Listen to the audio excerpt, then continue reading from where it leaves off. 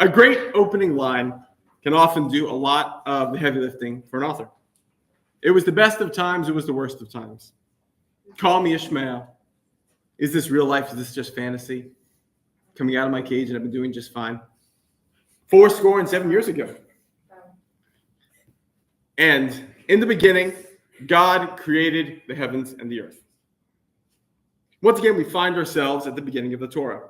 We've come through, finally, a month of religious holidays, long weekends, to resume a more typical weekly and monthly schedule, just as we will next year and the year after that, and we have every year for 5,700 years.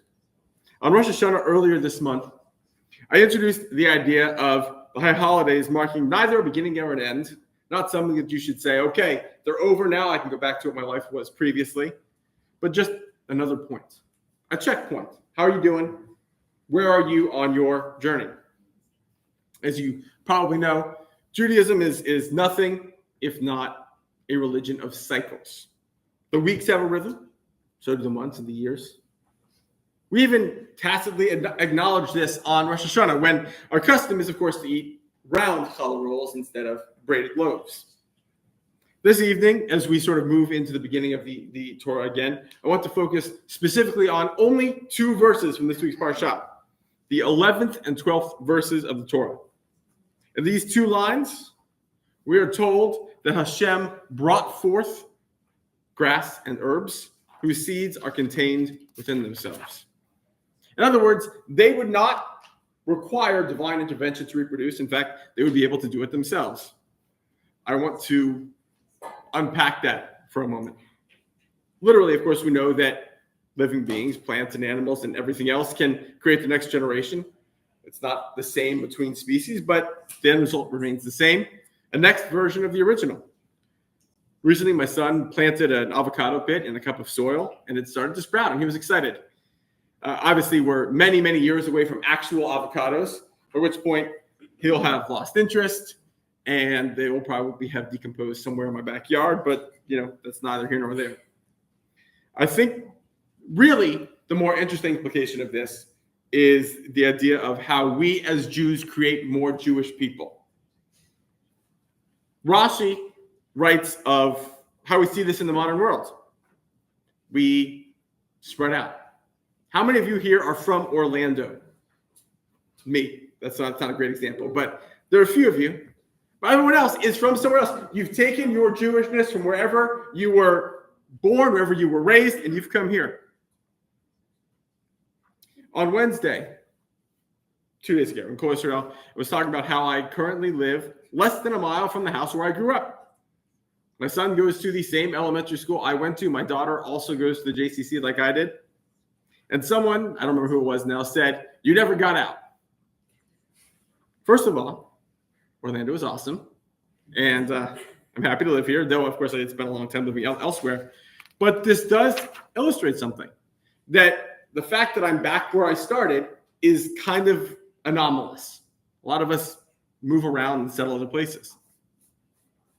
From a Jewish perspective, we're formed as children, as teenagers. We develop Jewishly and go on to take these lessons to the next stage of our lives and then the next.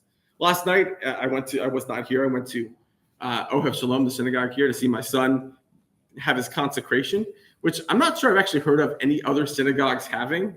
But he got his little Torah, and he and his first grade class sang songs, and it was cool. And then we proceeded with the actual Simchat Torah service. But that's just sort of his first step in his development as a Jewish young person.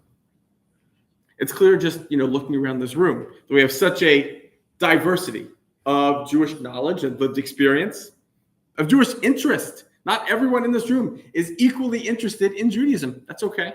No judgment. What's clear to me is that your Jewish identity was fostered by someone or some people. Your parents, your teachers, your rabbis, whoever. This, seed of Jewishness that you have sprouted. Doesn't mean that I'm looking around that everyone in this room is fully developed as a Jewish person. I mean, look at me. I am an adult in my very, very, very late 30s, and still continuing to evolve. I expect that is the case for us all as we go through our lives. There's no rule that you need to know exactly who you are as a Jewish adult by the time you are a freshman in college. That's silly.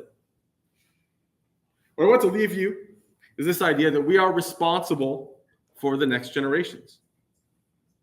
It's sort of a two-part responsibility. First of all, obviously, literally to teach the next generation what Judaism is, what it means to you, what it has meant to our people over history.